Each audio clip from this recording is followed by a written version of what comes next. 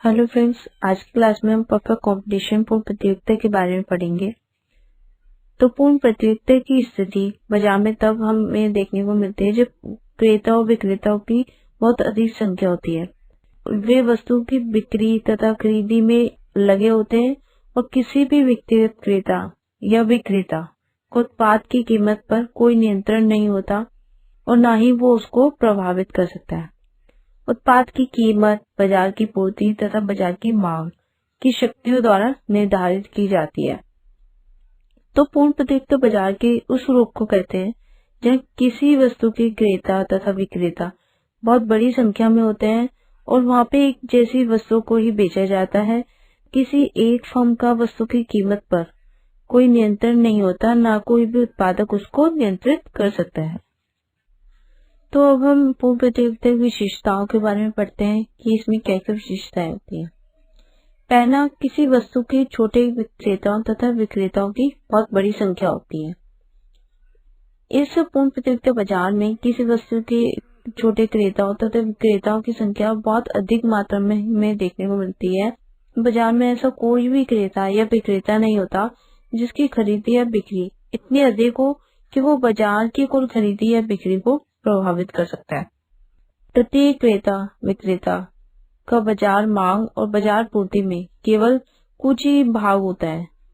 कीमत बाजार मांग तथा बाजार पूर्ति की शक्तियों द्वारा निर्धारित होती है और किसी भी व्यक्तिगत क्रेता या विक्रेता का इस पर कोई नियंत्रण नहीं होता, कोई भी इसको प्रभावित नहीं कर पाता। तो प्रत्येक क्रेता या विक्रेता को बाजार में प्रचलित कीमत को स्वीकार करना ही होता है। इसलिए यहाँ यह भी कहा जा सकता है कि पूर्ण प्रतियोगिता के अंतर्गत एक फर्म कीमत स्वीकारक होती है, कीमत निर्धारक नहीं होती। वो कीमत को निर्धारित नहीं कर सकती कोई भी एक फर्म।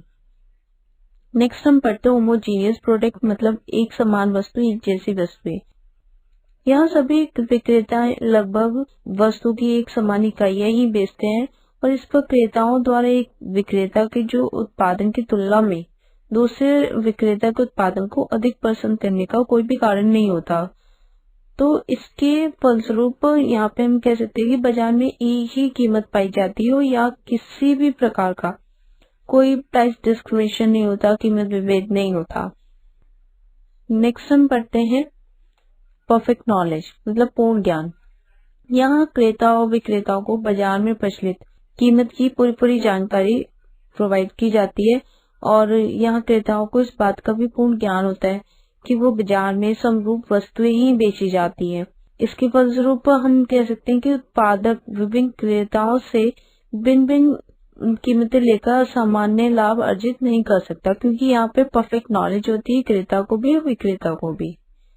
नेक्स्ट हम पढ़ते हैं प्री एंट्री एग्जिट ऑफ फर्मों का स्वतंत्र प्रवेश में छोड़ना।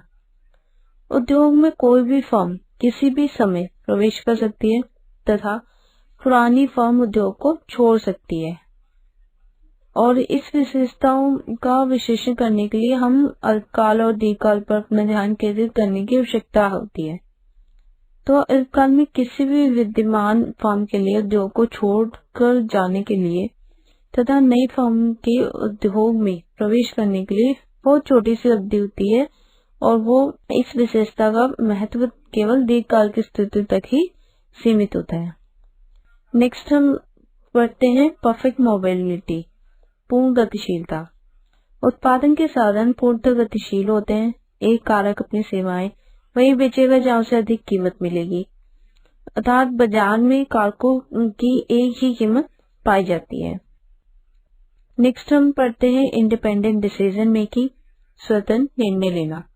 विक्रेताओं में किसी वस्तु के उत्पादन, मात्रा और कीमत संबंधी कोई भी समझौता नहीं होता।